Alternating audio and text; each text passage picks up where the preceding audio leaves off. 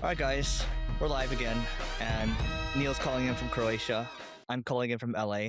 We got a lot to talk about today. We're going to talk about, is token maxing stupid? We're going to talk about how Grüns, their ad strategy that's got them to sell for $1.2 billion. It's the little gummy bears, right? The little vitamin gummy bears.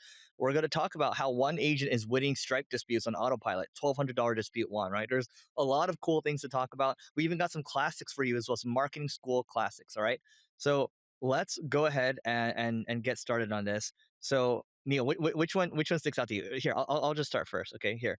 Let's start with the concept of the AI job apocalypse narrative is a lie. So the AI job apocalypse narrative is just completely wrong, and this actually comes from Andreessen Horowitz over here. So let me just show you this, Neil. So we like charts, right?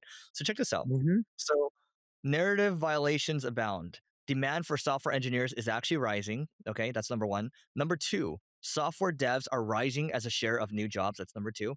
Number three is AI exposed industries are seeing above trend wage growth, and then open PM jobs, so product manager jobs, haven't been higher since 2022. Okay, check this out. So demand for software engineers is rising. So you look at this from 2025. This is like, I don't know, June 2025, inflection in software hiring. So it was going down, indeed, job postings for software engineers. And then all of a sudden, boom, it shoots up, this dark blue one over here. But overall, indeed, job postings are still trending downwards. So what does that tell you, Neil? Let's start with this one first. Shows that people need more engineers because they want to keep using Claude and all these other solutions to make their companies more efficient, better, and grow faster. Yep. So my take on this is, if you have AI pilled engineers, they're doing more ultimately. So everyone's talking about this concept of token maxing, which we'll get to in a second. But the reality is now your engineers are truly, people used to talk about 10x engineers. Now we're talking about 100x engineers. We're talking about 1,000x engineers. You can just do a lot more with one individual who's powered by this stuff. Here's a caveat though, Neil. So we have some engineers in Eastern Europe, and I was talking to him recently. One of them, I was like, "Hey, do you know other engineers that are like you that are super AI pilled? Because we'd like to have more people like you. We need more engineers, right?" And he's like, "Oh, no, no, no. You wouldn't want people like us." I'm like, "Why?" He's like, "No, no, no." I'm like, "What do you mean no?" And he's like, because they believe that you should still write code by hand. I was like, "Oh, no, no, no, no, no, no. We can't have that." So yes, demand for software engineering is rising if they're AI pilled. Yes. Uh, and it's not just even software jobs.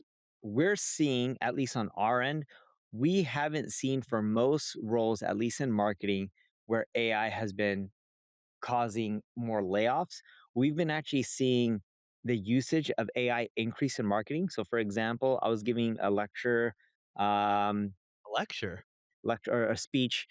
It was at a university, though. That's what I was saying. Lecture Okay. to around 300 people. That was yesterday, and during that lecture, almost majority of the people were, and this was in Spain, but majority of the people in there work for global brands, right? So they were just, think of a big, large corporation that's publicly traded. They were working in their Spain office, and I was asking how many of them in the room use Claude.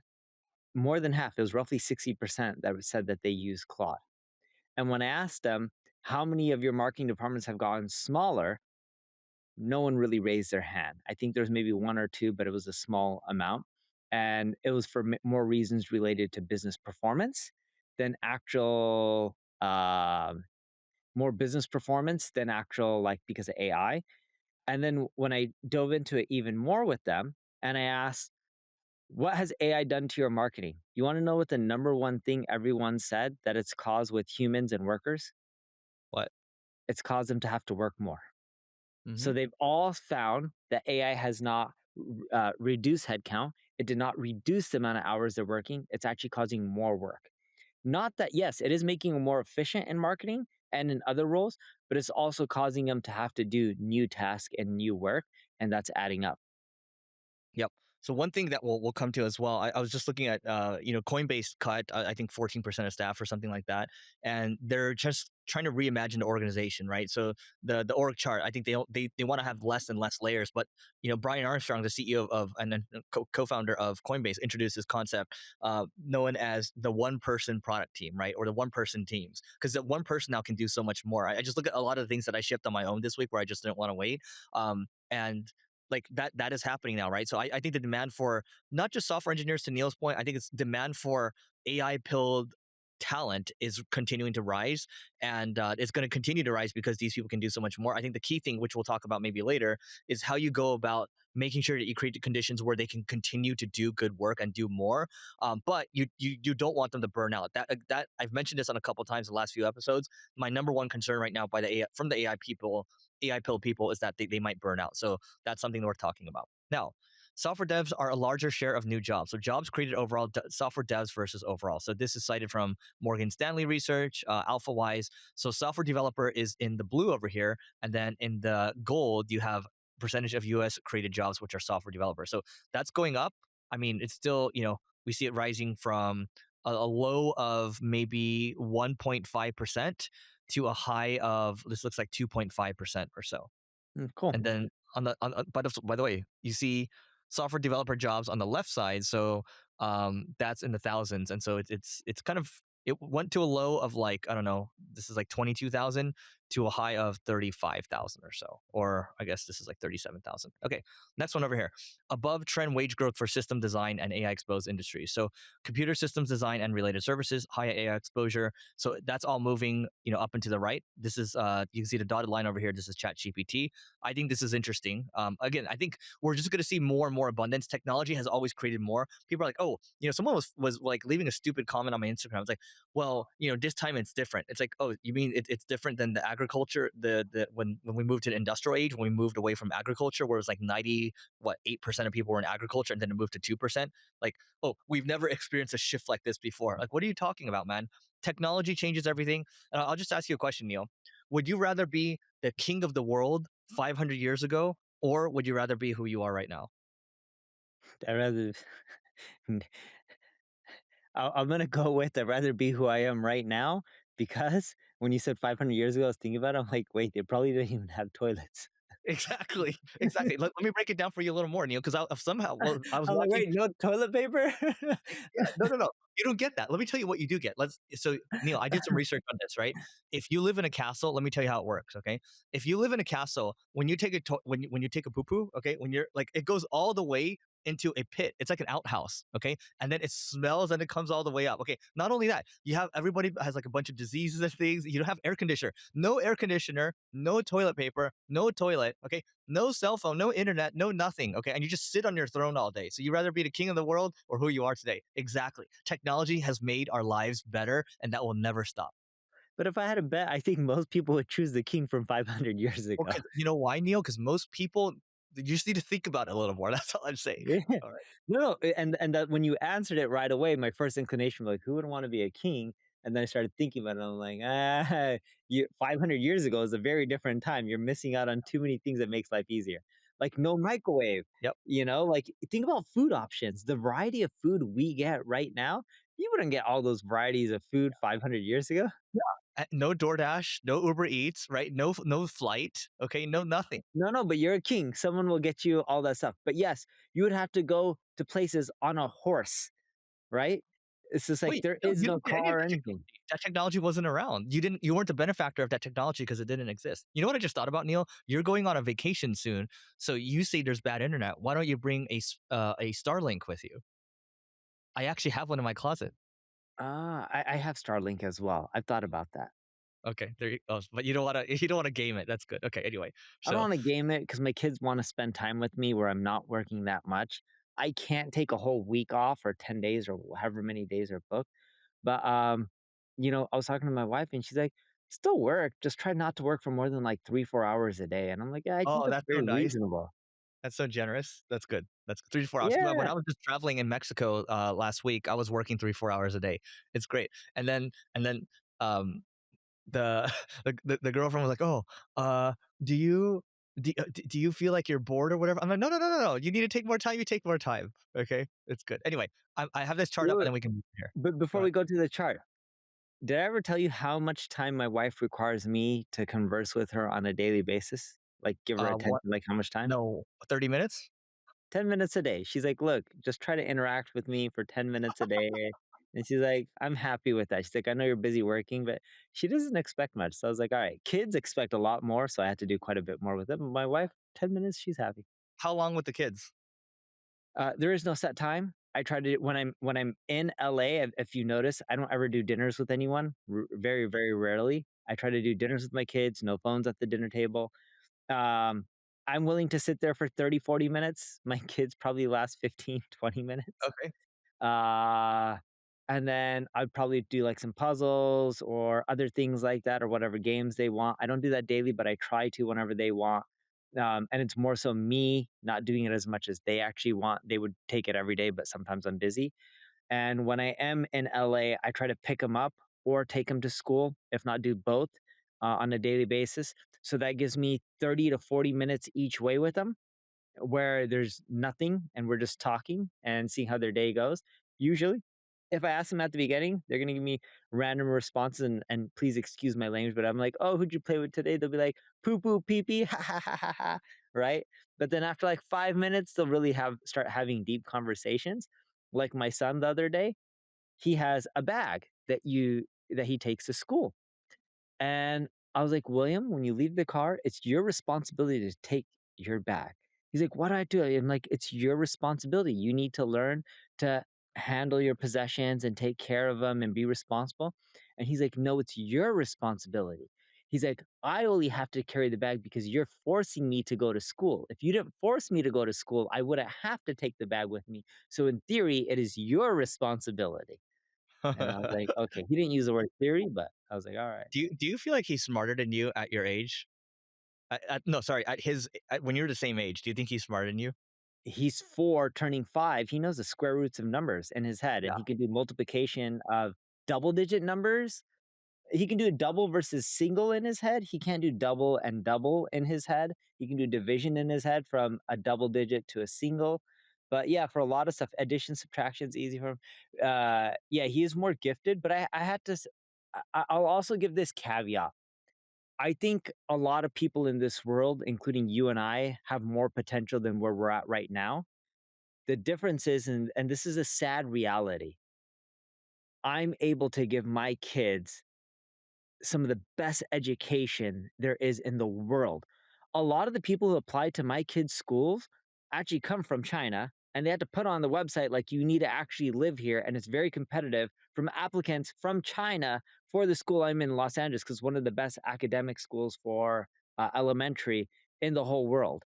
And because I'm able to provide those kind of things for them and spend the money and get them private chess tutors and jujitsu tutors and baseball tutors and all this kind of stuff, like one on one, they're able to learn and consume information way more than I ever was, or even you are.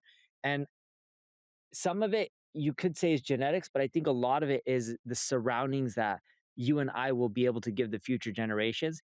And I Yeah. wish more of the world could experience that somehow, right? But there's only so much you and I can do from donating and stuff like that because we don't have enough to figure out how to Yeah. get the whole world onto that kind of stuff. So let's tie this into how this applies to people as well, right? And so I see AI as a big equalizer as well. So here's the thing, Neil. I would say at age 4, the reason I asked that question is age 4, your son, because the things you're talking about, I'm like for sure smarter than you at that age or smarter than me, right?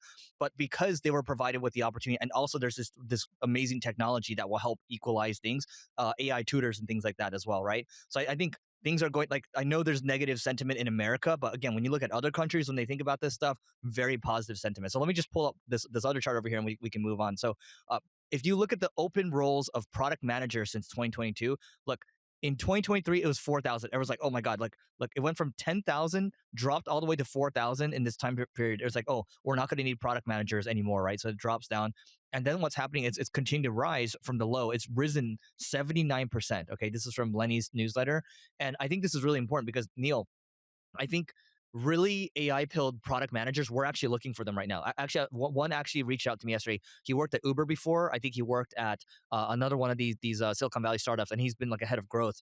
But if you're good at product, you have taste, and you're super AI pilled, the way I see it right now is you're able to combine a lot of the elements around design, development, and product. And so I think those people are able to do a lot more with less, right? And so that's why this is going up.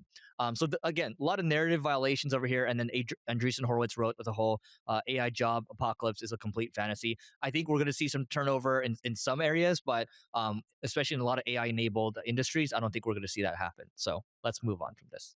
Yeah, and we have some charts coming out in a few weeks. We did a survey and a study, and what we're finding is in marketing departments, at least, the adoption. And when I say of AI, I'm not talking about people just using Chat GPT. I'm talking about them using like Claude Cowork, Claude Code, etc. in marketing has drastically increased. And what we're also seeing is not only are organizations consuming AI, at least in marketing, they're not really firing and they're actually spending more money and marketing as an organization in total because people are getting more done and they're paying for a lot of AI tokens. And I believe what we're going to actually see is not AI causing a big cut in human capital, at least in marketing, but it's actually going to cause a big increase in spend due to the fact that we had to pay for all these tokens. Dude, okay, so let's go to token maxing in a second, but so let's hold that thread for a moment. But because you just mentioned the people thing, I'm going to take the other side of this one for this topic over here. Okay, I'm going to take the other side. So let's talk about the economics of GameStop, $11.5 billion company, buying eBay, $48 billion company. Because you saw this on CNBC, and Neil, because I know you watch CNBC.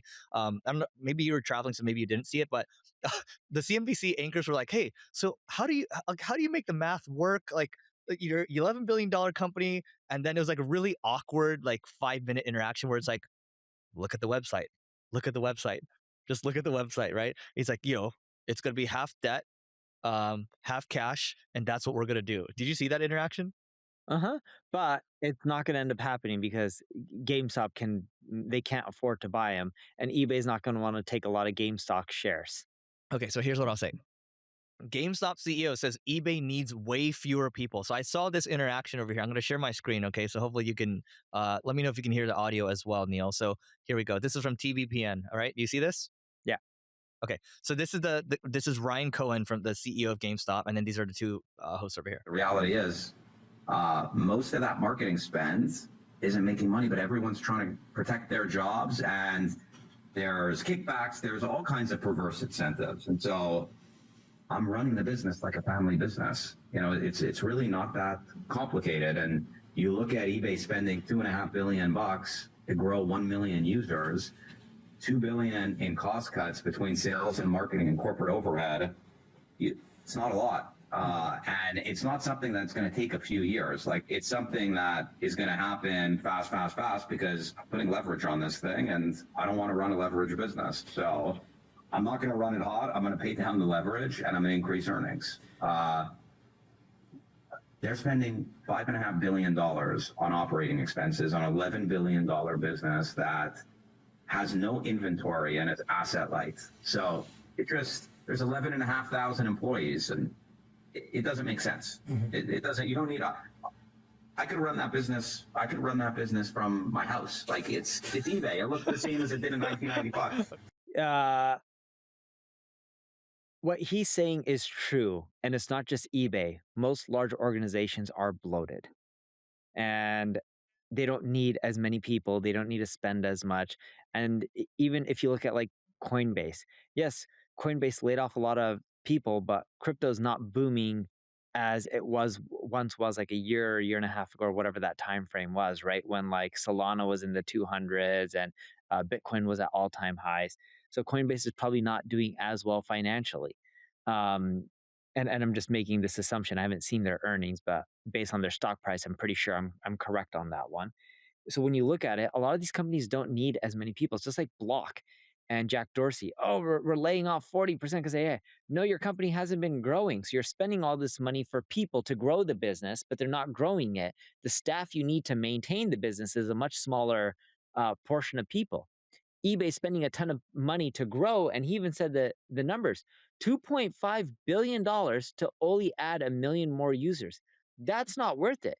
You're better off just saving the money, not growing as much, and whatever your growth rate is, it is, but make it much more of a cash cow. And I'm guessing that's what his plans are. Does that mean he can run that out of his home? No. Do I think that he believes he can run it out of his home? No, but he's just trying to make a point. And yes, it is exaggeration, but you can probably run that business with a few thousand employees. Worst case scenario, I think you can cut half. And I haven't dived into the numbers, but that would just be my rough guess. Best case scenario, you can probably get down to 1,000, 2,000 employees max. And here's what I'll say about eBay. So I think when you become larger and larger, a lot of bureaucracy comes and starts to become inefficient. This is again, we go back to the previous chart. You're still going to need the super AI pilled people. You want those people on your team.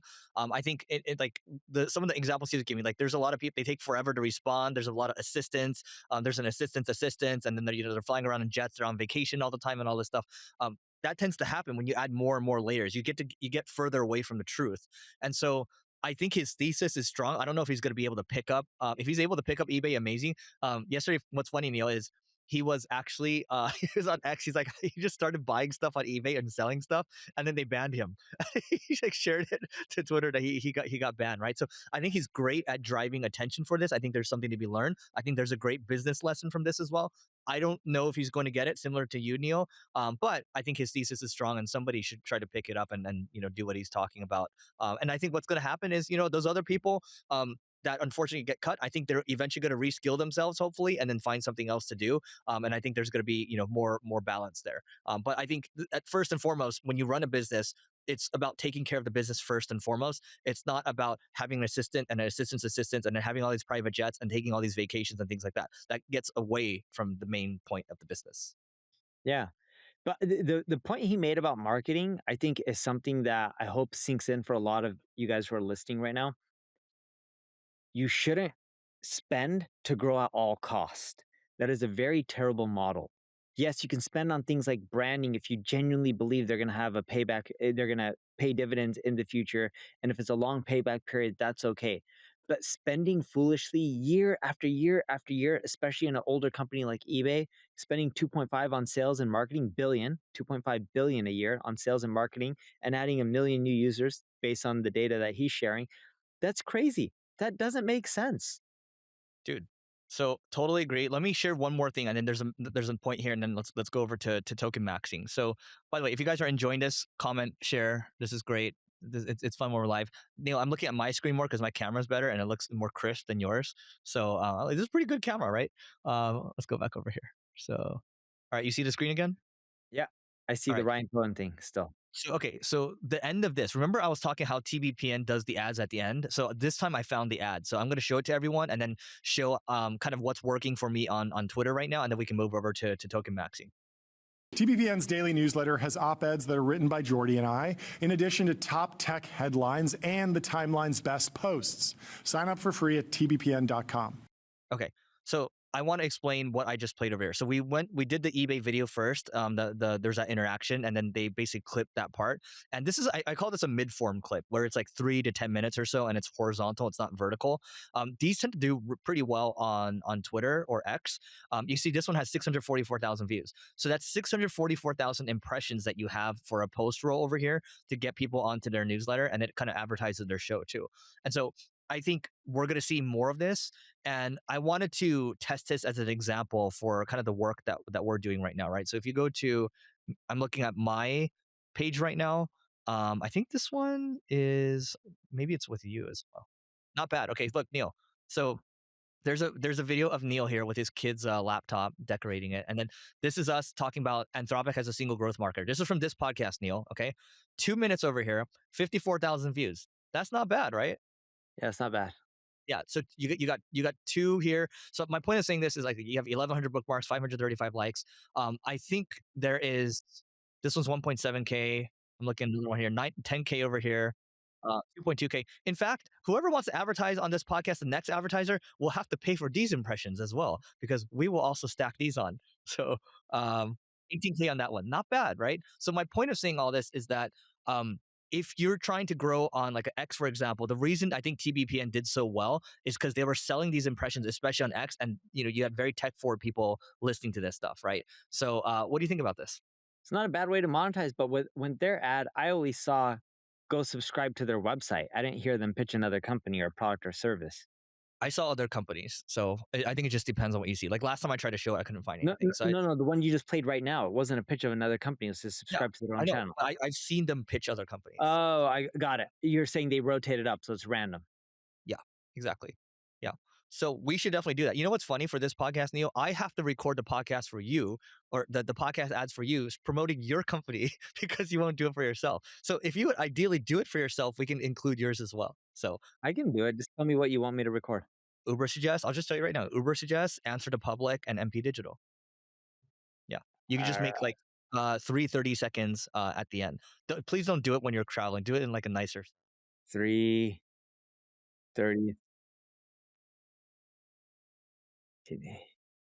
Okay, I sent myself a note. All right. Oh, with video or no video? I think you should do video, and because we want it to be horizontal. Okay. Cool. All right. Because I think we're gonna get a lot more views this way. Anyway, okay. So let's talk about the next topic here. So a lot of people are talking about token maxing. Okay. So, I've been watching some videos. Everyone's like, yeah, you should token max. What token maxing is, first and foremost, is spending as much as you can on tokens. Okay. So here's the uncomfortable truth about token maxing. Simple execution beats clever strategy when timing is right. So what that means is if you spend on token maxing, like let's say Neil says, oh, Eric, if you work for me, you have to spend as much as possible. I would just run my tokens on stupid tasks all day. I might just have an agent just to hit that number so I don't get fired. Okay.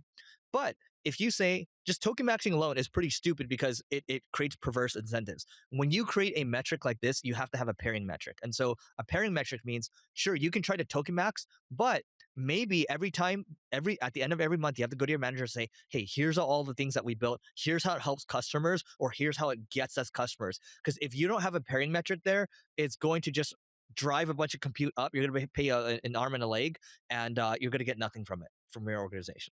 Hey, dude, I totally agree. I don't understand why people would want to just juice up their costs. Like it doesn't make any logical sense other than their bosses looking at it as a way of, did you use AI and we can see based off of your spend? I think that's just a terrible way. They should start looking at things like, what task did you actually complete? What were the results from it? What's the ROI? Did it reduce churn or increase LTV or repeat purchases? And I genuinely believe that's what a lot of the data and analytics teams will start looking at, or CIO or CFO, they'll start grinding into the numbers, because you can't just say in marketing, oh, we're all spending 5 or 10% more of our marketing costs in total because of AI. Oh, what are we getting for that? Who knows? But look at this spend. Like people are just going to be pissed. Yep. So again, I don't think we're saying don't look at your tokens. I think we're both saying that look at your tokens absolutely, but your token spend, but you have to make sure that you're working closely with your team, because if unmanaged, it's just going to go all over the place. Speaking of which, Neil, my token cost got up to basically like a $12,000 a month run rate. And I was like, oh my God, this is crazy. So what I did was I literally, all you have to do now for Neil, if you want to cut it to zero for yourself, is you're paying for the Claude Max subscription, $200 a month. You can even pay for the ChatGPT $200 a month. The important thing is you create a long-term token, which will last for a year, and use the Claude CLI command line interface for that. You can just go to your Claude and say, how do I make a 1-year token? You create that token, and then you just run your whatever you're using, like an OpenClaw or whatever, and that will basically cut your cost. I cut it down to 87 cents, from $400 a day, Neil, to 87 cents a day. Yeah, that's awesome. You shared that last week, or was it the week before? There was an Yeah. issue, and for a few day period, it started, or 1 day or 2 day period, it started rising again. And there was, I think, It a got up glitch to or something. 400, so I fixed that, and then now it's on the Claude CLI, or you can use OpenAI OAuth. I will say another thing, Neil, that's funny about this stuff is, let me just ask you right now. Let's see where you're at. What do you think is like the model that's ahead in the world right now? The number one model, AI model. I would say it's Anthropic who's winning right now, just based off Okay. of their valuation and how many people want to buy their stock, and how many people in my organization use Claude versus any other company's products. Like they have access in my organization, you have access to Microsoft's products, Google's products, OpenAI's products, but yeah, majority of my employees are using Claude. Yep. So here's the thing. You would also agree that in the world, there's a little bit of a lag when it comes to adopting like the internet or email and things like that. Yes? Yes, but the lags have gotten shorter and shorter over time. So for example, when it comes to AI, the reason, or let's actually go with e-commerce. The reason it really started picking up is everyone started having these devices and it made it easier to buy. If you start looking at things like AI, well, you don't have to get people on the internet or when people had to get on the internet, not a lot of people had computers. Now everyone already has devices that plug right into the AI, so it's easier for human beings to adopt the technology at a much quicker pace. Yeah. So let me tell you where I'm going with this, Neil. So a couple like until very recently, everything was about Claude. They were marketing very quickly. It's like they could do no wrong, right? Mythos came out. You have the Opus 4.7, amazing, right? Oh my God, they're shipping constantly. Claude Cowork, all this stuff. Here's the thing, Neil. In the past couple weeks or so, because I tend to live in this world, OpenAI is slowly taking the crown back, right? Everyone now on X is talking about Codex, they're talking about ChatGPT 5.5, they're talking about the slash goal commanders, all these things. And so I think it's pretty funny that in AI we're very promiscuous. There's a tug of war. All that matters in this world when you're talking about trying to stay at the cutting edge of intelligence is the product itself, right? It like nothing matters more. Like I like 1 or 2 weeks, 3 weeks ago, I would just be talking about Claude all day. Okay. And now I'm like, oh man, this OpenAI has made a comeback. I will gladly switch over to it. So it's like there isn't really like a defined moat quite yet. I'm not seeing No, it no, yet. it's coming soon. I genuinely believe it's coming soon, and I think the winners are going to be Microsoft and Google. Because if you look at the technology right now, it's improved over time. Okay. When AI first came out, it's drastically improved from then to now, right? But in the earlier days, you saw much bigger leaps in the technology. You give it 2, 3, 4 years, the versions that keep changing, I don't think they're going to be leaps and bounds better each new cycle. And I believe the Microsofts and the Googles are going to be like, it's included with your subscription for your company and it's free. And I believe that they will just dominate and take over a lot of the corporate spending, which is where Anthropic is growing extremely fast due to the fact that they already have the customer base and they'll take free over paid. Quick plug. If you want to win at AI SEO, then you got to check out ClickFlow at clickflow.com. It creates content that actually sounds like you, not AI slop. And there's a free 14-day free trial. Okay, back to it. Yeah, dude, I'm trying to pull up a chart where it shows AI intelligence compounding over time, where basically it's right now at genius level, and it's going to continue to get stronger and stronger. So I'll try to pull that up in a little bit, but let me just show you something, Neil. So we're talking about the Neil talking about Microsoft and Google being the winners in AI. There's a big reason why that's important, because when you look at Google and you look at Microsoft, they have the most distribution, right? It's distribution that matters, especially if distribution is getting harder and harder in an AI-driven world where you can make whatever you want. You want to be able to control that distribution. And Microsoft, they have those enterprise contracts locked down. Google as well. In fact, Google kind of has the whole stack. They have the tensor processing units. They have search. They have Android. They have Gemini. They have, what else do they have, Neil? They have Gmail. They have YouTube. They just have all the distribution in the world. They have all the data in the world, and they're going to make use of that. So obviously, they have Google Ads too. So and then Microsoft, not too bad themselves. They're both multi-trillion-dollar companies. So you were just speaking about, Neil, Anthropic and OpenAI. I just want to call something out here. So you look at this here. I'm going to share my screen real quick. So let me share my screen. Let's go over here. So Anthropic has decided to start a 1.5. They've decided to start a $1.5 billion joint venture with multiple Wall Street firms. So you got Blackstone in there. You got Goldman Sachs in there. They're all major investors.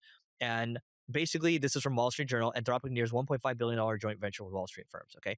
So Anthropic, Blackstone, Hellman, and Friedman and Goldman Sachs announced the formation of a new AI services company. The organization will work with mid-sized companies across sectors to bring Claude into their most important operations. Applied AI engineers from Anthropic will work alongside the firm's engineering team to identify where Claude can have the most impact, build custom solutions, and support customers over the long term. So the company is backed by these leading companies. Oh, look, Apollo's in here, Sequoia's in here as well. So these are General Atlantic's in here. These are major firms, okay? So why is this important? People might be thinking, oh, well, first and foremost, Anthropic and OpenAI are doing this. That means that everything still comes back to services at some point. And you might be thinking, oh, I run an agency. Now I have no chance. No, this actually reinforces that people need agencies, they need services companies to help with implementation here. So I think this is a net positive thing. It's not a negative thing, right? There's a lot of things that I see online right now where people are talking about building these single brains or company brains and all these things, and that reinforces the path that I'm on. But also, when I look at Neil's agency as well, it's not like this stuff is going away. In fact, they're going to need it more because I think Anthropic and OpenAI, they're going to try to go with their engineering resources are going to focus more so on the enterprise market, right? It could be lower market enterprise or higher enterprise, but there's still a lot of room. There's still more customers than ever, and there's going to be a lot more entrepreneurs, I believe, as well. So I would try to double down, triple down, especially if a services business. Yes. And services now, I think, is going to explode more and more because of all the noise that's around it right now and all the announcements, right? Like it's becoming quote unquote sexier, at least temporarily. Yeah, I mean, look, what is it? Sequoia, Andreessen Horowitz, Y Combinator talk about this. The new $1 trillion company is a services firm, right? Services as a software. So that's why I'm more excited. I'm excited for Neil. I'm excited for myself. This has never been a better time to do business, I believe. Yeah. And what was the amount that they all raised? OpenAI did a joint venture with someone. I forgot what the I dollar forgot how amount much was, they raised. Yeah, but it was in the billions. And I'm assuming, I think Anthropic was 5, right? 5 billion? It was for the something joint like, venture, 1.5. oh, 1.5. Maybe the other one was 5 billion. Yeah, let me see. So OpenAI raises money for services. Yeah, that's right. Anthropic was 1.5. The other one was, which you just covered, but the other one was 5 billion, I think. I could be wrong. The deployment company. Okay, yeah, I see it over here. So OpenAI has raised over $4 billion for a new joint venture focused on helping businesses adopt software. So who's in here? You got the other side, TPG, Brookfield Asset Management, and Bain Capital. All the biggest companies, right, in terms of investment companies. They're spending. Yep. Enterprise growth, by the way, enterprise revenue for OpenAI now makes up over 40% of total revenue with targets to reach parity with consumer revenue by end of 2026. So I think we thought, like, at least I was like, oh man, OpenAI is really falling behind. And then boom, before you know it, they're back, right? Let's just see how that lawsuit goes. Yeah. Yeah. All right. So I'm going to pick another one here. I'm good at the screen shares, guys, when we're on the go. So I'm just going to keep calling these out. Neil, I'm going to let you pick one. Which one do you like to pick? All right. So let's go with. Oh, I want to do the Grüns one, right? The ad strategy that helped Grün sell Yep. for 1.2 billion. Or using your hook in the sheet, this brand sold for 1.2 billion off of landing pages. Yeah, here we go, Neil. So this is Grüns. This is Chad Yanis. Dude, I'm calling this out again, Neil. Look at this. This mid-form video, 367K views. Okay, so the Grüns founder Chad sold his 3-year-old company Grüns to Unilever for $1.2 billion. And here's what he did that most brands don't. Most brands send every ad to the same generic homepage. That's why they bleed cash. Chad builds an entire world around every winning ad angle. The system is you test hundreds of ads per month to find the unlock. Once an angle sticks, so gut health, energy, focus, you rebuild everything around it. If someone checks a gut health ad, landing page is 100% gut health, a pop-up asks about their gut concerns, emails, SMS tailored to gut health. His team is 30 people. That's pretty crazy. 30 people, 5 to 6 creative strategists, 4 to 5 media buyers, 3 on retention. Look, the media strategists or the creative strategists outnumber the media buyers, right? 3 on retention. The tool is use Replo, which is a Shopify plugin. Chad says they don't charge enough. You can now build a new funnel today. So I guess it's a funnel builder. Winners don't just test ads. They rebuild the entire experience around each winning message. Message match is the difference between $10 million and $1.2 billion exit. I'll let you go first. I think Grün did an amazing job marketing. One thing to mention is he's also ex-Unilever, so he understands marketing really well. They're one of the bigger spenders of marketing globally, and he came from there. Built a good product, and it wasn't hard to get that product to go viral because that category just tends to do well. He grew really fast, and I think it was a smart playbook. Yeah. So by the way, I don't know if you know this, Neil, but when he started the company, his goal was to sell it to Unilever Yes. because he knows their playbook, right? And the other thing, I mean, I think it's always a lot of marketing stuff. We haven't seen a lot of new marketing channels in the last 10 years or so, but we often forget about the fundamentals. If someone sees an ad, let's say it's a green colored ad talking about your gut health, and then they land on a landing page that's orange and it talks about sleep, it's not going to be aligned, and you lose trust that way, right? And people have very short attention spans. So whether you use something like a Replo for Shopify or on the B2B side right now, we still have Carrot, Karrot. Carrot allows you to personalize your LinkedIn ads. And then the landing page is also personalized as well because you want those things to look relatively the same. And in this case, we kind of personalize the company name, the name, and things like that. So, but I think this is smart. Good job on him. I think he could ride off into the sunset. And sometimes when you work at a company, you know their strategy and you're focused on it. And look, only 30 people. This again reinforces that you don't the rise of these small teams, big businesses. You also look at Perplexity, only 30 people on the team.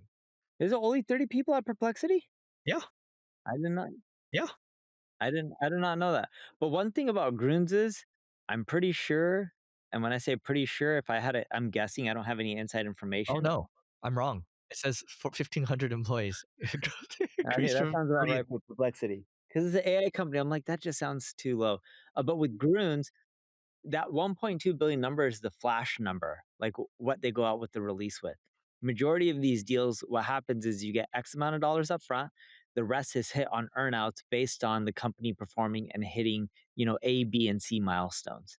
That's typically how almost all acquisitions work.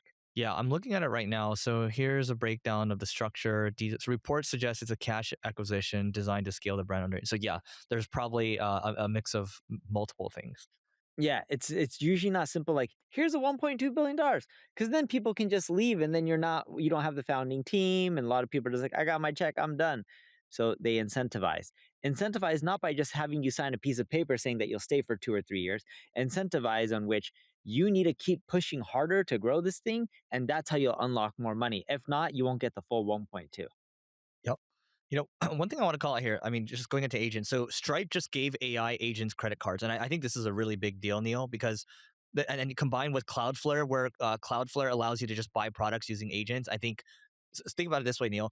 If you wanted to spin up Cloudflare, you have your Stripe agent, okay, be able to purchase Cloudflare domains, for example, or other Cloudflare workers. You can spin up different pages that you want to, landing pages that you want to test rapidly. You can use like a design.md file, and anything you wanted to test, you could have these agents just spinning them up, put them on a subdomain or whatever, get them up. Or you can even say, hey, let's test something programmatically.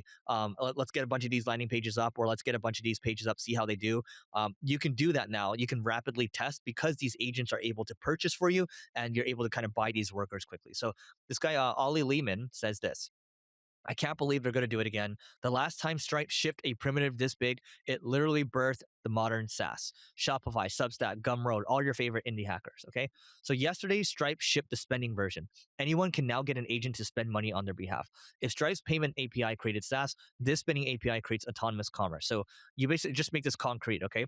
So number one, AI ad managers. You connect your Meta, Google, and TikTok accounts, set a monthly budget cap, and an agent runs your entire paid strategy. Okay.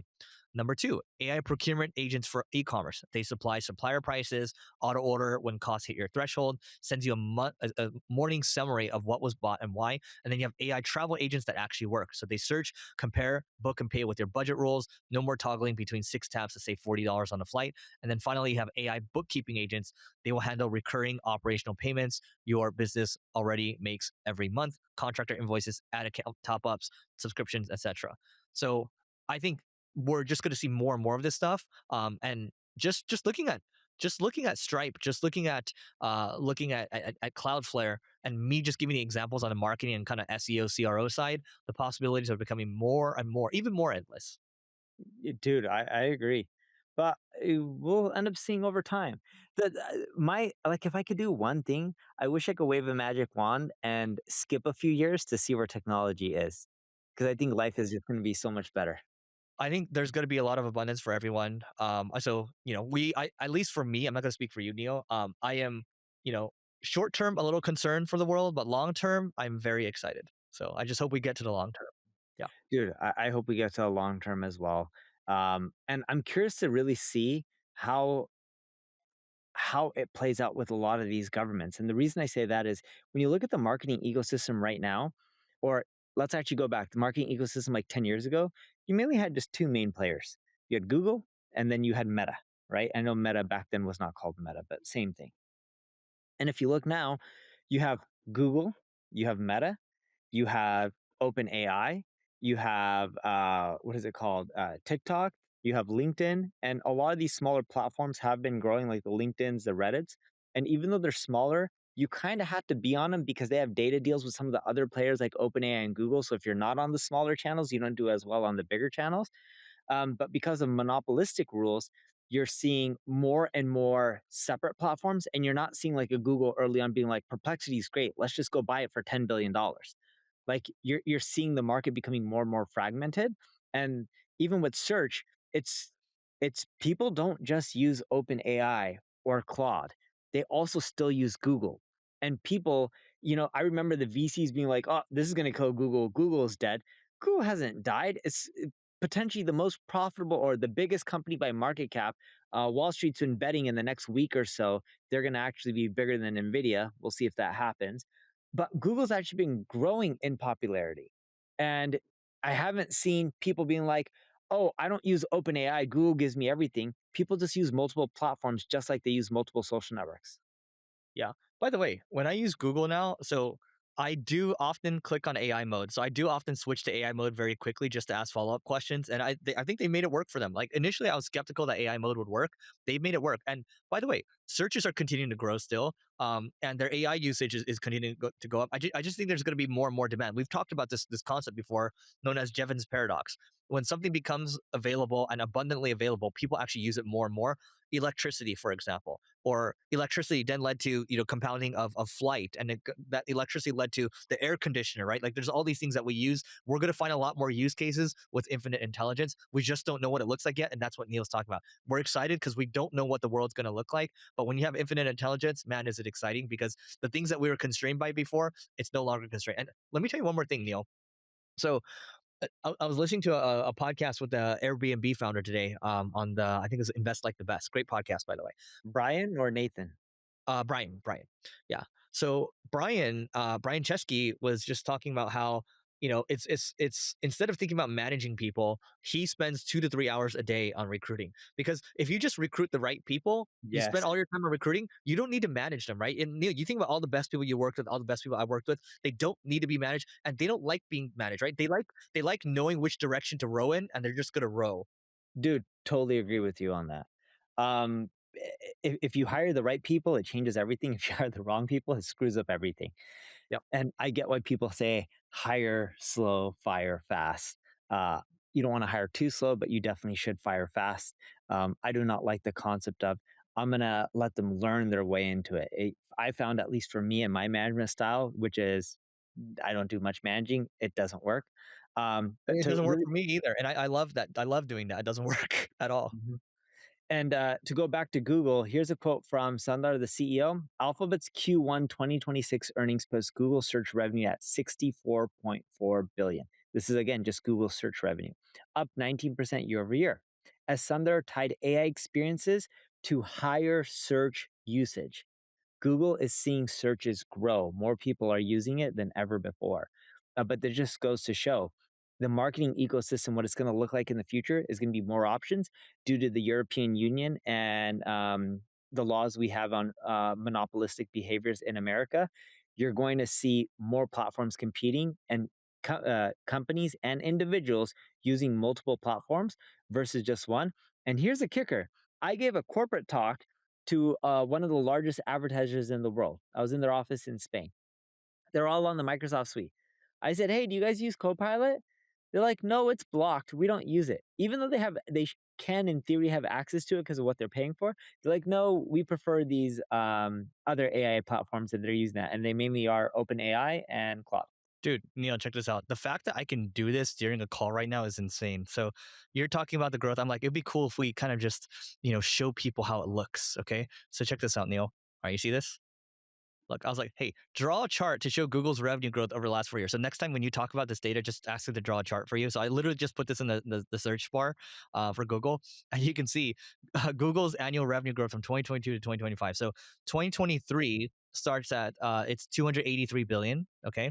Then it goes to, and maybe this is a little off on the chart, maybe 307 billion, and then 350, and then 402. So 2022, again, 9.78% growth. So 282 to 308, which is 8.68% growth.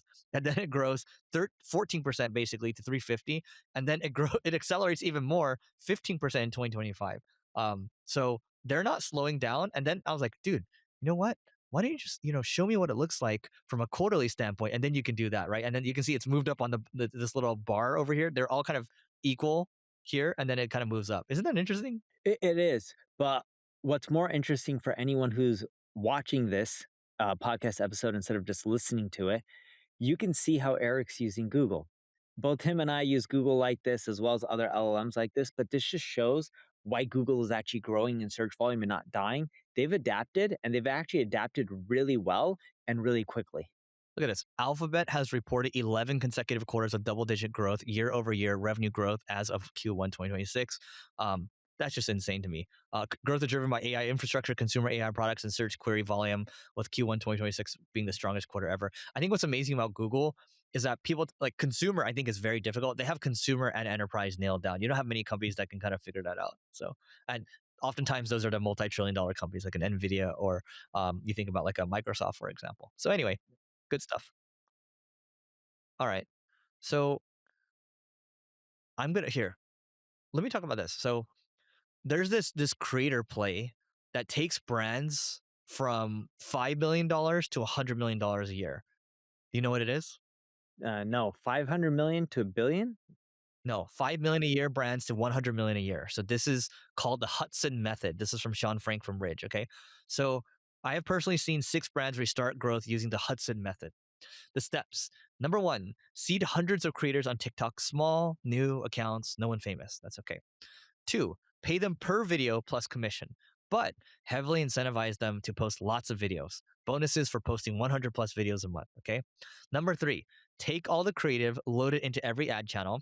You just solved creative bottlenecks and unlocked infinite ad angles. 4, scale ad spend on everything while still paying the creators. Commission on ad sales, okay? So it isn't about TikTok shop sales. It isn't about GMV max. It's all of it. You get free CPMs on TikTok, you get unlimited content, and it jumpstarts the whole business. More ads, more angles, more channels. I think that's the most important sentence. More ads, more angles, more channels. This is named after the legendary founder of Comfort, Hudson. All hail the UGC king. I've seen this playbook run a few times. It can work. I've also seen it not work as well. It largely depends on if you have a really good product that works for consumers who, what we found, aren't willing to spend a lot of money. Like if you're selling something for like $10, $20, $50, etc. If you're starting to sell things for like $200, $300, $1,000, we do not see it work as well. Dude, can I speak? I think a lot of it has to do with good product first, which is you need good people to create the good product, right? You And also price. need, yeah, you also need good people on the marketing side too that really understand the game with this, right? They need to understand what is that influencer game? How are you supposed to see all that content, and how do you scale it? Interestingly enough, Neil, let me show you something. So this guy reached out to me, and I'm going to show you a video. He made a trailer for us because I want more good editing help. Let me show you this, Neil. Tell me what you think about this here. So let me hit play. Can you see this? Yeah. Okay, here we go. The younger generation is going to use Gemini way more than ChatGPT. You're like a boomer if you use ChatGPT. Yes, and it's going to get shut down. We are going to start to see more one-person, billion-dollar companies with one employee. Chinese public sentiment towards AI is significantly more optimistic and trusting compared to the US. People in China, they're all lining up in public to learn OpenClaw. If you tell your model to speak like a caveman, that saves you a lot on costs. So it's like, me code this now. Me need this. I'm not even joking. Like it's cuts down like 50% of costs. I'm not even joking. This guy created 800 fake doctors to generate 1.8 billion in revenue with one employee. Have you heard about this? Dude, Neil, what do you think? It's not bad, but I don't think it's going to generate much revenue. But I think it'll get views. My point He's a is, good editor. when you have a good editor that just knows what to do, you don't need to manage them. That's my point, right? Yes. And so that's all I'm saying with this. It applies to kind of the Hudson method as well. You need good people there. You need a good product. Everything comes down to people. And I do believe, going back to what Brian Chesky was saying, if you spend that 2 to 3 hours a day working with your recruiter on setting the tone for the top, he said this, I want to set the tone for the top 200 people in the company, not just my executive team, the top 200. That is building true leverage. And that's how we should all think about this. Dude, it is so hard to find really good people. When you find them, I've done this. I started doing this more later in my career. I hire them even if I don't need them right now. Like if I know I'll need them in a year, I'll hire them still and just burn the cost. And people think I'm crazy and stupid for it. But I'm telling you, dude, when you're able to get that amazing, like A+ player, you get them because they don't come that often. Let me just put it to you this way, Neil. Not you, Neil, but the audience. And by the way, Amon left a comment here. What is this about? Let me tell you what this video is about, man. It's about making more money, dude. All right, watch the rest of it. Okay, here we go. So, what was I talking about? Oh, wait. We were talking about A+ players recruiting and burning the money ahead of time. Okay, so let's break down some math. Thank you for that, Neil. So when it comes to A players, you're like, okay, let's say an A player, I'm going to use simple round numbers. Let's just use 100 grand. Okay, like no, a real A player might cost you $1 million. Okay, let's just put it that way. But I'm going to use 100 grand for the sake of this example, right? So you're like, you might be like, oh my god, I can't afford that. 100 grand is too much money. You know, we're not gonna be able to do whatever X Y Z.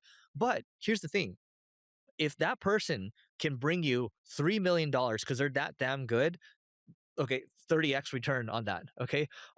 Well, if you pay $1 million for someone, someone's like, oh my God, how is this person making $1 million? That's so unfair. You know, that's not good to society, whatever. No, but if that $1 million a year person is adding $100 million a year in value or $200 million a year, yeah, that's a good deal, man. So everyone's trying to get a good deal at the end of the day. Just think about it that way. People would be stupid not to pay for a good deal. And that's how we look at A players. You should, if you find that an amazing person where you just know that they got it, Neil, and you're having an amazing conversation and you're kind of like, damn, this person's smarter than me as well, you should pull the trigger. Yes. And the best part about them is it doesn't take any time out of your day because once you hire them, you don't need to manage them. If you have to manage them and tell them what to do, they're not an A player. They're not even a B player. Yep. Dude, you know what I'll also tell you as well, man? Like, I was reading, like, it's also helpful. Oftentimes, a lot of these A players are creating content. So I've been reading a lot of content on how, like, Ramp created, like, this one product, right? I reach out to the person that wrote that article. And then yesterday, the CTO and I were on the call and we had an amazing conversation and we're going to start doing some stuff together because I just don't want to wait.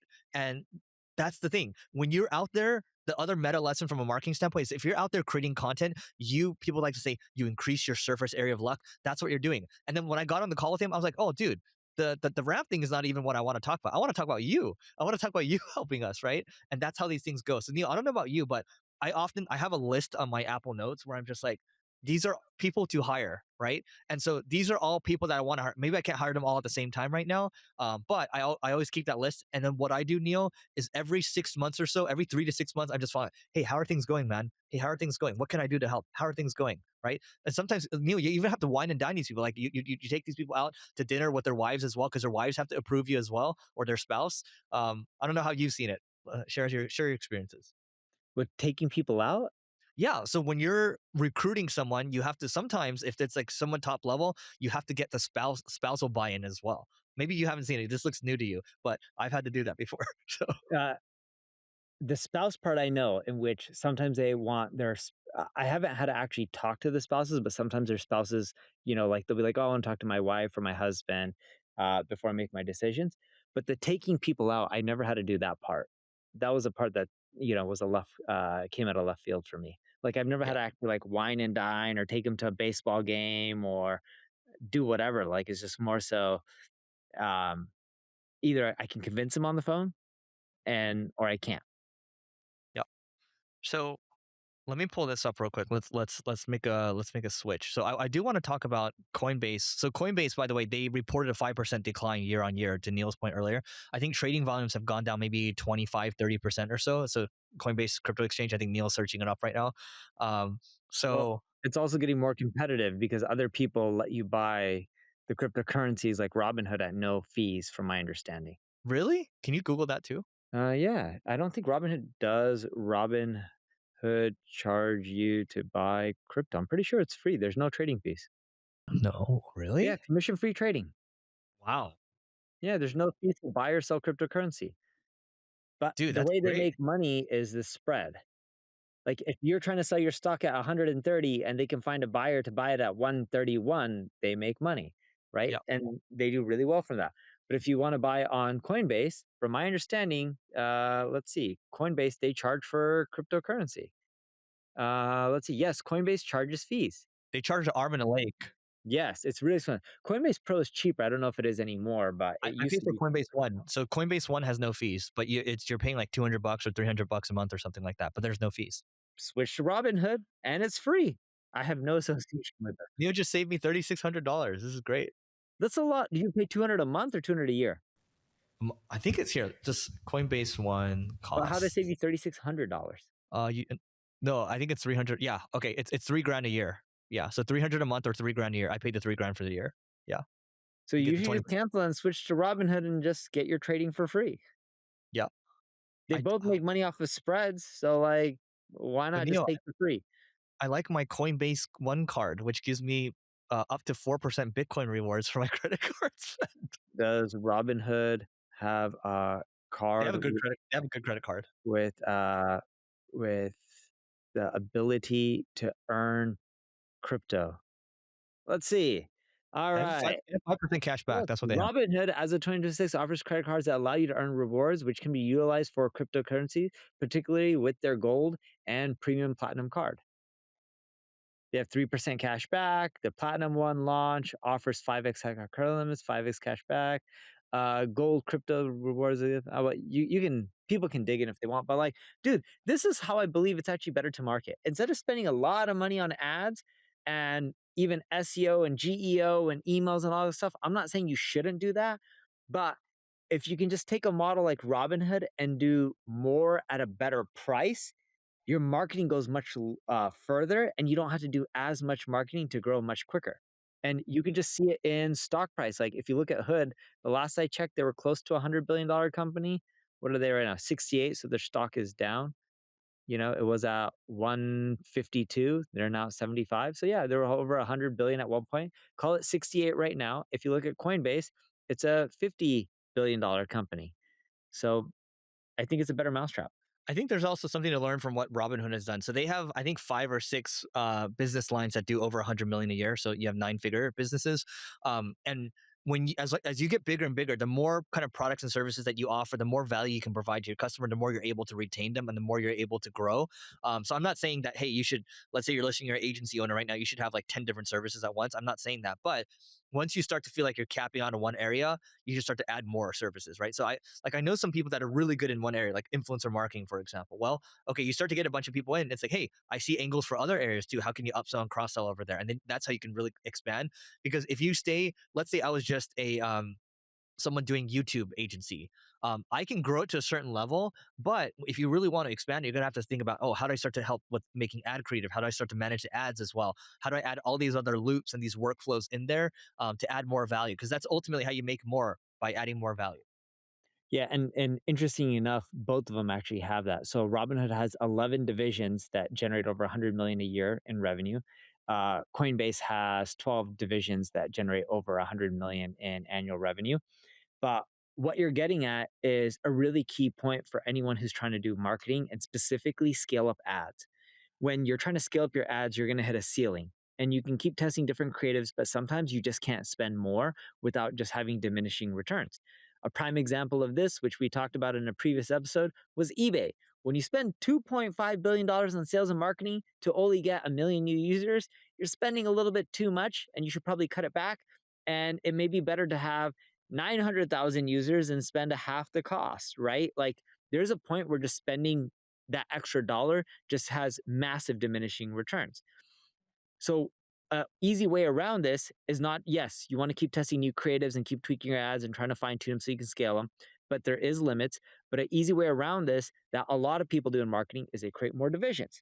So example with Eric, he has Carrot, he has Single Brain, he has Single Grain. So now you have 3 different divisions, and he probably has even more that he can spend marketing dollars and ad dollars on, right? Another example of this is if you look at my ad agency, NP Digital, yes, we have multiple products and services like Eric does, but we also have multiple regions. So I can do marketing in the United States. I can do marketing separately in Canada. I can do marketing separately in Portuguese just for Brazil. I can do marketing separately in Montreal in Canada on the French side. I can do marketing in France in French. And I can do that in 20 plus countries, which is where we're in. And that allows us to scale faster without having to try to just max out the United States, which gets very costly and creates massive diminishing returns in your marketing. This is why companies expand product line and geography. I think the key point is really there's one word that sticks out. The word is optimization. At a certain point, you can no longer optimize. You have to think about the other word, expansion, right? And so again, but also if you're just starting out right now, Neil and I, we're not just saying, hey, just go try to expand right now. You gotta, if you have something that's working well and it's not tapped out yet, you should optimize that a little more. And then maybe once you feel like you're maybe 80% there, you can start to think about other areas. Because both, I think Neil and myself have made the mistake of scaling too quickly. Premature scaling actually kills startups. You just got to be very careful. I made that mistake one too many times. Just a quick break. If you want to run LinkedIn personalized ads and landing pages, you can't do it on LinkedIn ads right now, but you can do it with Carrot. It's www.carrot, that's KARROT.ai. Again, KARROT.ai, and we'll see you on the other side. So speaking of startups, Neil, I want to talk about the new structure for startup teams. So the new structure for startup teams is one-person team. So let me show you what I mean by this. So Coinbase, they are talking about this concept known as the pod of one. So this is the new organization, the new org building block. So as a Coinbase board member, this is Goku. It's been a privilege to watch Brian Armstrong, which is CEO, and the Coinbase team build a true AI native company. So the one thing that's worth calling out here is this, okay? He's like, I want to focus on one thing that Coinbase is testing, which is quote unquote one-person product teams, all right? So most of the AI discourse has focused on one-person companies. The most powerful and more broadly applicable construct will likely be one-person teams inside companies. So the old product org split across 3 people. You had the designer for user experience, you had the product manager held the customer and prioritization context, and then you had the engineer that held the code and systems context. Coordination was the price you paid to combine those views into one shipping decisions. Agents reduced that coordination cost. This is interesting, Neil, because earlier we had just talked about how we're seeing a rise in product manager job postings.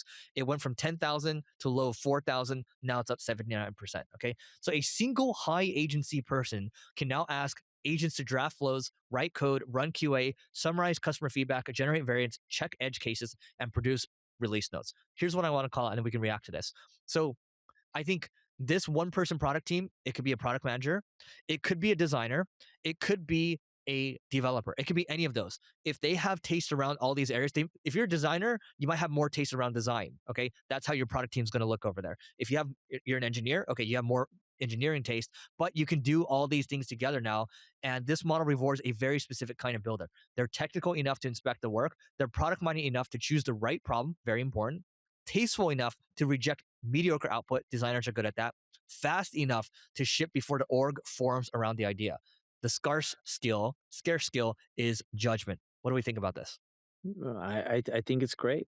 I have no issues with it. I like it. I also read it earlier too, but You also what?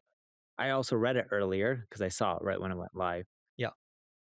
So here's what I think about this. I think that, sure, one-person companies are interesting. I still think you're going to need people no matter what. If you want to build a really good company, everything around this world is based on people. I'm sorry, that's the world we live in, right?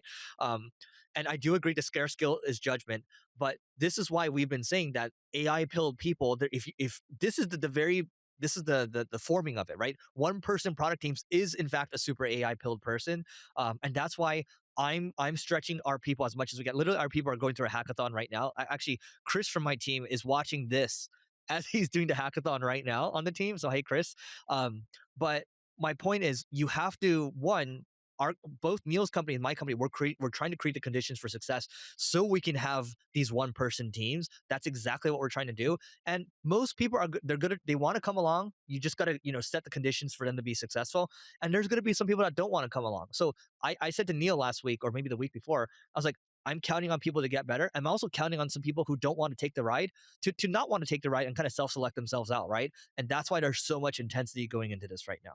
So yeah, and when Coinbase and others talk about a one-person product team that can do a lot of stuff, I think this kind of stuff is amazing for startups and companies that are trying to iterate and just get stuff out really quickly. But no matter what, if you want to build something big, it's not going to end up being one person. You're going to have to add more people to the mix. And yes, it can slow things down if you add too many people. But eventually you're going to have more people, whether it's for product or marketing or any roles. You can't be Claude and only have one person in marketing, or Anthropic and one person in marketing, and they can do everything. If they can do everything, that means you're using tons of agencies and contractors and vendors to help. All right. So let me show you something, Neil. I had actually formed a model on this. I've been working with my Hermes agent. Um, Thank you, Job, or I don't know if I pronounce it, 𝗔𝗕𝗢𝗨𝗧. I don't know how to pronounce it. Jobe? Jobe. Always a treat jumping into a think tank with these two legends. Thank you for that. We appreciate that. All right, Neil, check this out. So I'm literally working on this kind of new model for how we're thinking about you know, agency basically. So the old operating model is up here. Okay, this is a .md file right here. So proposed operating model from agency pause to agent native revenue loop. So this is from a services context. Okay, so old operating model is you have a client account, your client account up top. So let's say it's like, I don't know, Mattel or something like that. Okay. Client account up top. You have an account manager. This is the agency. You have a strategist, an SEO specialist, paid media specialist, content team, designer, developer, depending on whatever services that they're paying for, analytics support, reporting and QA. And the characteristics of the old model is work organized by function, human specialists perform most production, knowledge lives in people and scattered documentation. Reporting is often retrospective. Well, you do like a post-mortem, right? Margin improves mainly through utilization and staffing leverage. Okay, that model is starting to crumble a little bit, right? The future operating model, again, you don't need all this over here. This is just like assuming it's completely built out. You have a client revenue system. So you have an outcome owner. Okay, it's like, hey, we're going to deliver more leads for you. You have a strategic lead, the smart marketer that I think is the MVP of this, or the leader. Channel loop owner. So what a loop is, Neil, is when you have multiple parts of the process, keyword research, content production, the reviewing of the content, the linking, internal linking, backlinking, all these things. That is an entire loop. So you might have acquisition loops, conversion loops. This is where you might have your channel specialists running these loops. And then you have an agent fleet layer where you have the engineers making these agents, right? So my point of saying all this, guys, is it's time to move into the future.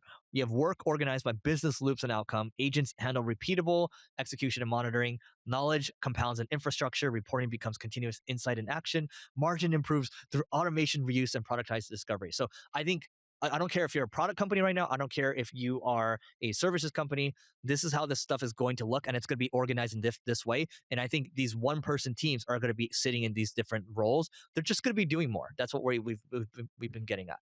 The one thing I would add, though, Eric has on the bottom, margin improves through automation, reuse, and productized delivery. Sorry, it's a little hard for me to read. Yep.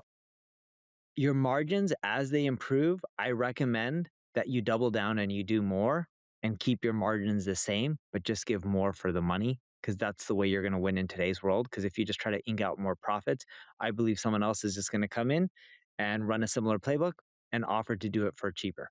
So the one who provides more value, goes above and beyond, I believe is the one who's going to win. Well, we should talk about that, Neil. I mean, it's when you think about Silicon Valley startups, for example, they raise a bunch of money. Their VCs don't want them to become profitable. They want them to grow even faster. So they want all that money to go back. And we're like, oh my God, it's not profitable. It's losing so much money, right? The reason I remember sitting with taxi drivers like, oh, he called me an idiot, basically, right? Like, oh, that business going out of business. You have no idea what's going to happen, right? And it's talking down to me, basically. And I'm like, okay, we'll see what happens. Uber? Yeah, they're like, they're not making any money. They're losing money. They're not profitable. They're going to go out of business. I'm like, okay, sure. So look at Uber now. Very strong business, right? And you got Uber Eats. They have all these different lines. And so my point of saying this is that Neil is saying, hey, not necessarily, you don't want to burn cash exactly like a Silicon Valley startup because maybe you can't afford to because you didn't raise a bunch of money, but you want to maybe take elements of that thinking to say, hey, what did Jeff Bezos say before? Your margin is my opportunity. Again, your margin is my opportunity. So that margin that you could be taking in for yourself right now, the profits, if you spend it more on better people on your team, right? You grow your team out more, which will lead to more product investment, more services investment. It's going to be better for you in the long run because it's very much like we're kind of exploring in this new world right now. You want to explore as much as you can, and it takes resources to be able to explore. Yeah, dude. It's, again, we'll see what happens in a few years, but I think it's going to be a fun journey. Yeah. So speaking of fun journey, Neil, Amazon wants to own your supply chain now. I don't know if you saw this. So Amazon is getting into supply chain as a service, everything as a service, Neil. Okay. Dog walking as a service, right? Supply chain as a service. I Amazon's saw legit. this. It caused Yep. it caused FedEx and UPS's stock to go down. How much? Enough where it was on the financial sites, but I don't own UPS or FedEx stock, so I didn't pay attention. Do you own Amazon? No comment. Okay, we'll just leave it at that. All right. So any business can now move, store, and deliver anything from raw materials to finished products using the same supply chain that supports Amazon and its independent selling partners. So here's what I'll call out. Neil and I, we use Amazon all the time, okay?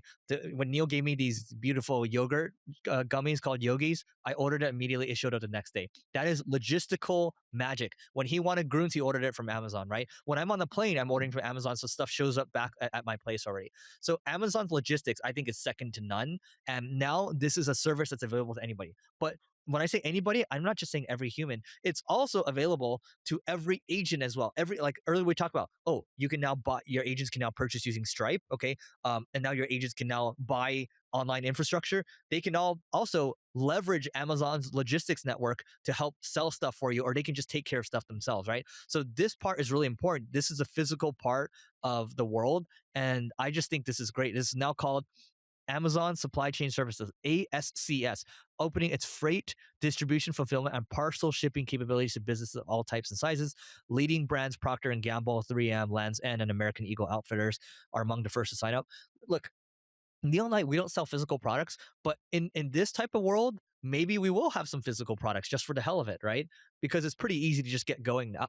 So On a side note, if you want another good snack, because Eric's talking about yogis, I used to when we were doing podcast recordings for like 1 or 2 times, I brought him this snack that my kids eat, which is like just like a little bread stick, but it has like a little chocolate mushroom shape on top. So it's like a chocolate cracker that's shaped in the form of a mushroom. It's really tiny. So then he wanted something else the other time that was a little bit more healthier, got the yogis.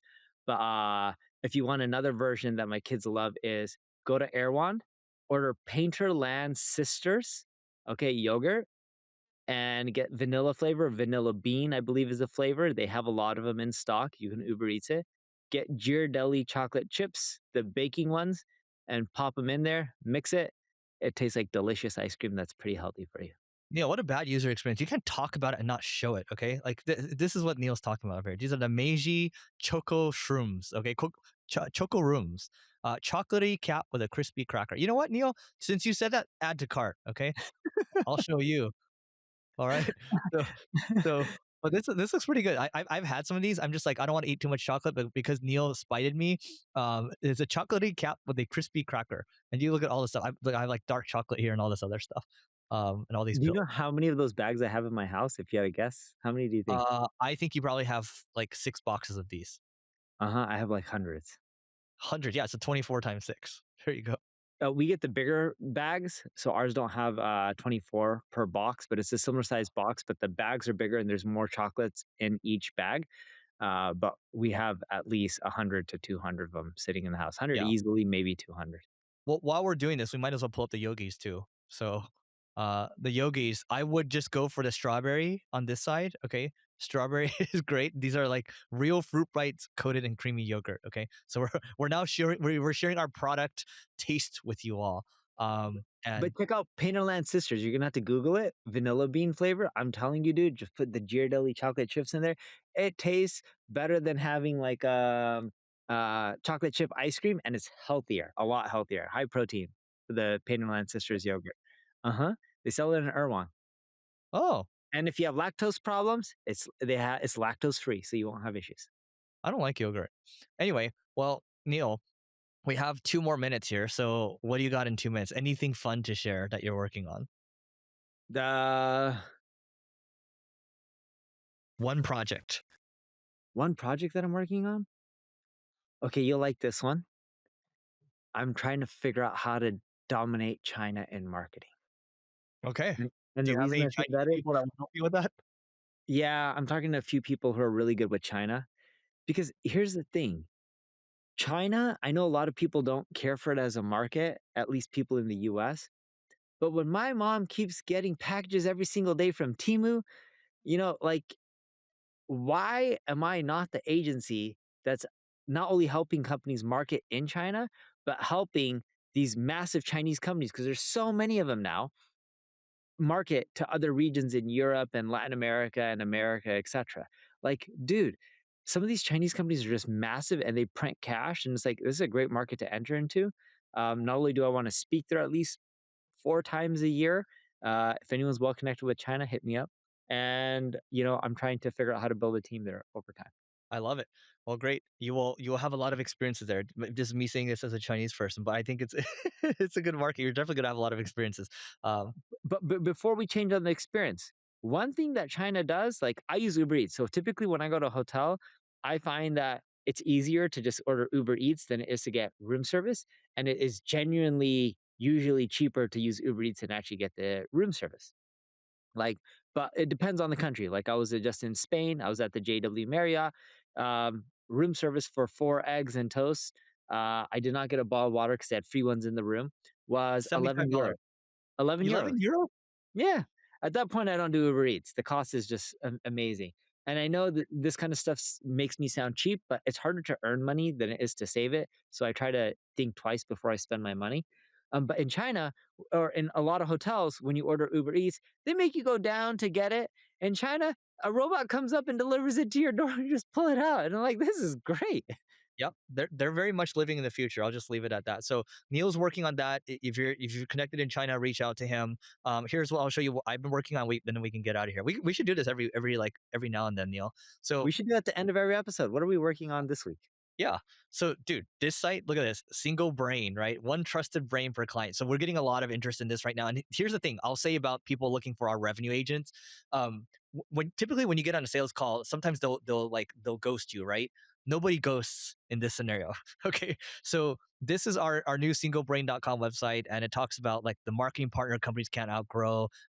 We have this one brain, this one agent that manages the specialist fleet of revenue agents or marketing agents, whatever it is exactly, and it kind of explains the infrastructure.